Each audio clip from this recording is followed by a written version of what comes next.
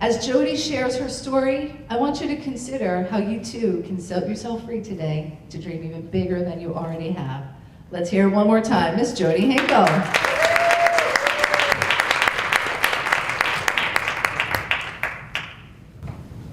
Hi, everybody. I am thrilled to be spending this weekend with you. Thank you so much for taking the time to come and spend it on yourself and each other. And thank you to the sisters for putting this opportunity together. Appreciate it very much. I would like to talk a little bit about being released from the trap of conditional living. I'd like to start by looking at the year 2000. There were about 140 million men and 144 million women in the year 2000 in the United States. And making up about 51% of the population was women. I'd like you to imagine for a second each woman making an impact on one man and one woman each day to do some small, slight things different in their daily life. And then jump forward 19 years later and imagine the ripple effect that we might be feeling today from that. It's crazy and astonishing that such a small act could add up to actually changing the world. And so I ask each of you, who would like to be part of changing the world to a happier and more loving place? Yeah, wouldn't it be great? Yeah.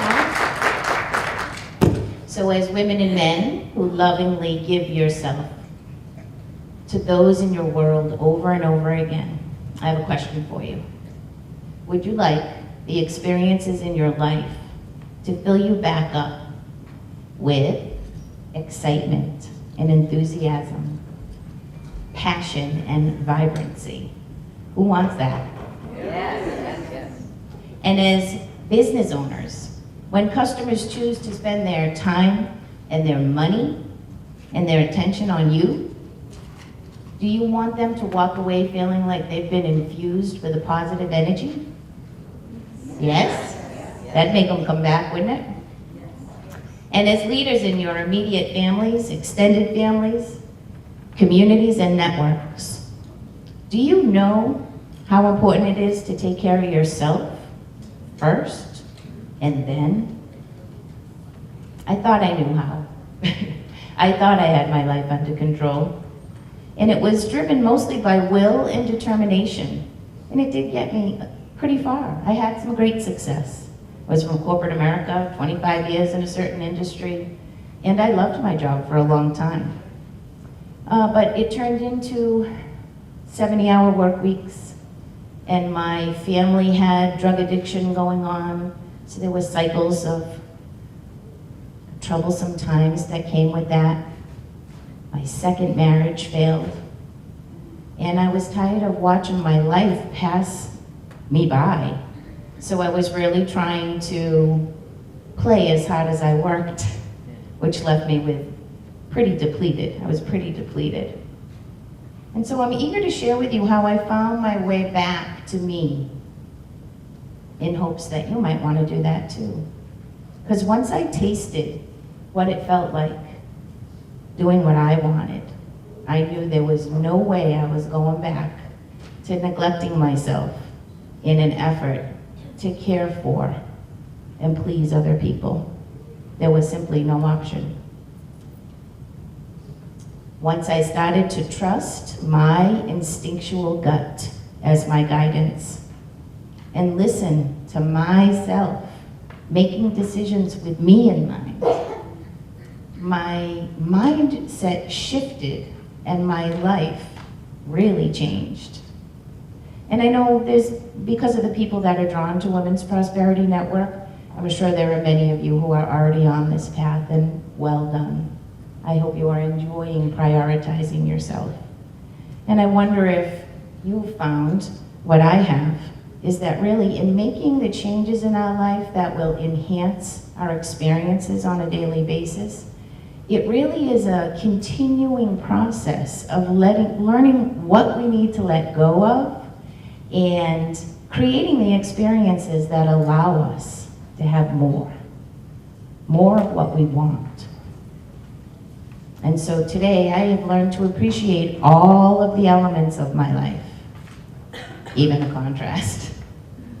It started by giving up that chase, the chase for the thing, that one thing that was finally going to make me happy, that desire of that person, that job, that money. It was a chase, and I thought it would bring me happiness. What it really did was trap me. I gave away my power as soon as I thought something outside of myself was what would bring me happiness. And so I went from seeking that thing that I wanted, and when I thought that I had it, then it turned into the fear of losing it. And so I became totally distracted by searching, finding, and maintaining, assessing, monitoring, watching, worrying that thing. And I became enslaved to it. That obsession of mastering what it would do, what it would take to keep that thing that I wanted. So in my world, I pushed myself even harder, and I pushed everybody that worked with me even harder. And suddenly the unthinkable happened, and after 25 years in corporate America in healthcare, I was eliminated. And because so much of my identity and my worth was tied to my job, my life really crumbled in front of my eyes. And as I turned to what I thought would be my solutions for that next job, thinking of it as a career path, that next step, thing after thing after thing didn't work. It just didn't work, everything I tried. And so ultimately it led to the shift of my mindset that has allowed me to realize how to live my life in a way that I have joy that is not tied to the conditions in my life. And I'm really eager to share that with you. There were really 3 parts to the shift. The first one was getting back in my body. We're going to talk a little bit about what that means. Embracing my senses helped me get back to it. And it actually led to eliminating that angry, critical mind that was constantly whirling in my head. I had come to a place where I was kind of emotionless. For a long time I had been told that my emotions were too big. I was too bold. That left me feeling quite overwhelmed and unsure what to do. I medicated myself through the crises that my family was facing. And I disregarded myself over and over again as I worked too long and played too hard and thought I was achieving the happiness of my life. But really, I barely felt anything. It caught me off guard when I realized that this inability to feel emotionally, it actually eventually led to my body feeling pretty dead. And by dead, I mean it was just void of feeling anything. I didn't have any joy or pleasure tied to being in my body. I didn't feel very present at all. And as I turned 50 years old, I chose to go on a cruise with my 5 high school girlfriends. And I was startled by a kiss from a man on that cruise. Truth is, I hadn't kissed anybody in a while. And it sort of woke me up to wanting to have desire in my life again. And so I came home and I researched and I found someone to help me, an amazing acupuncturist who invited me to sit down with her and figure it out. How was I gonna be more present in my body and how was I gonna have different experiences in my life? And she helped me and it worked. That led to kind of feeling like I was coming back to life and it got really exciting. And I knew I wanted to heal my body in some ways, so I started some holistic treatments, and I first went to the only thing that I knew, which was like deep tissue massage stuff. And I found that the deep, intense treatment that I used to think was helping me was really feeling like punishment. It hurt.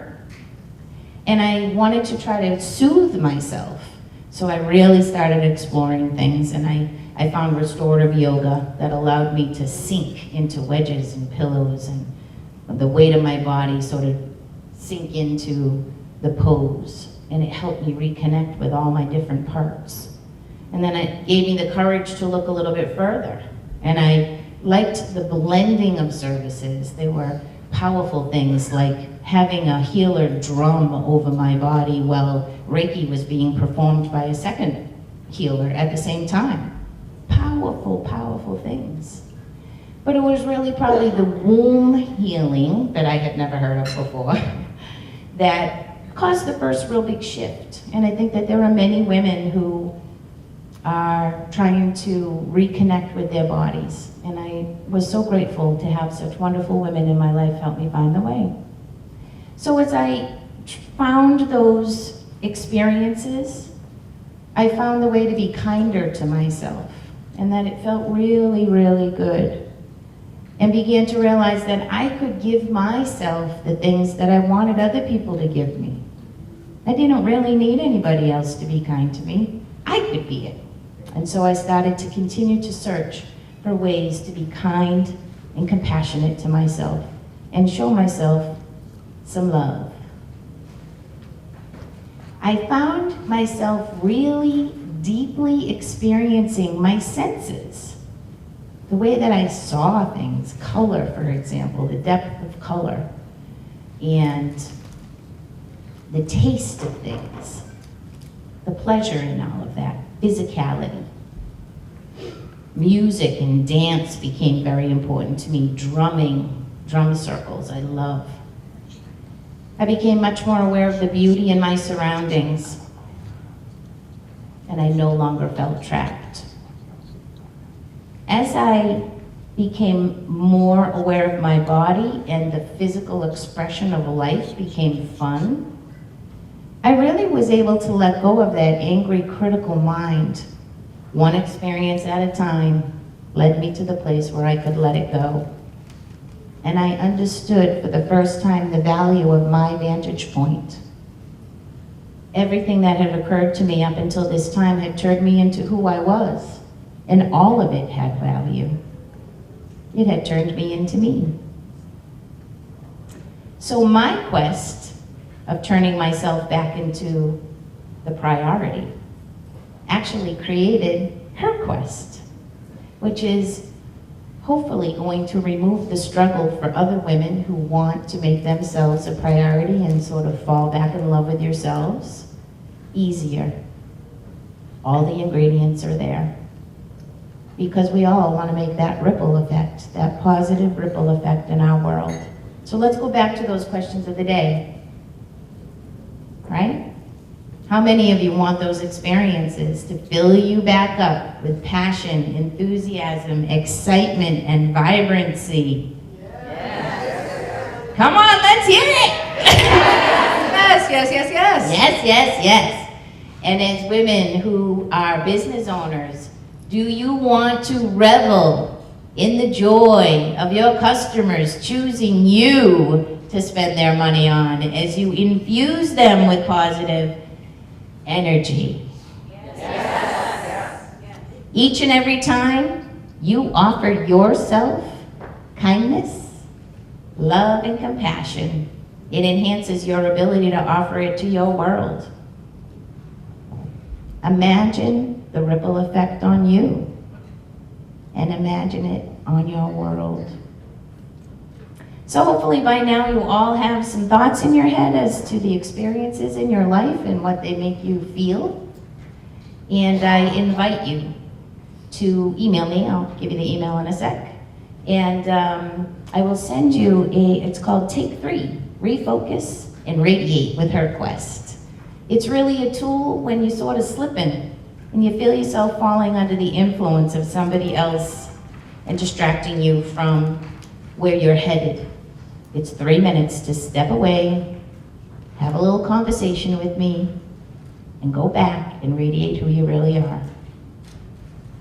I urge you to live your life being kinder to yourself. Thank you very much. And let's hear it for Jodi Hinkle. Yeah, feel that, girl, feel that. Yeah. So I would explain Jodi as somebody who is focused, has a zest for life. When Jodi shares her story, she so profoundly creates a relatability that almost like I've never seen. As she continued to tell her story and how she was moving past what happened to her, I thought that that was pretty impactful. And Jodi has put all the pieces together to make moving up and your quest to the best version of yourself really easy and beautiful. She clearly has walked the walk, and since she has stood in the shoes of the people she serves, I know she's going to be amazing at taking care of their needs and getting them to where they need to be.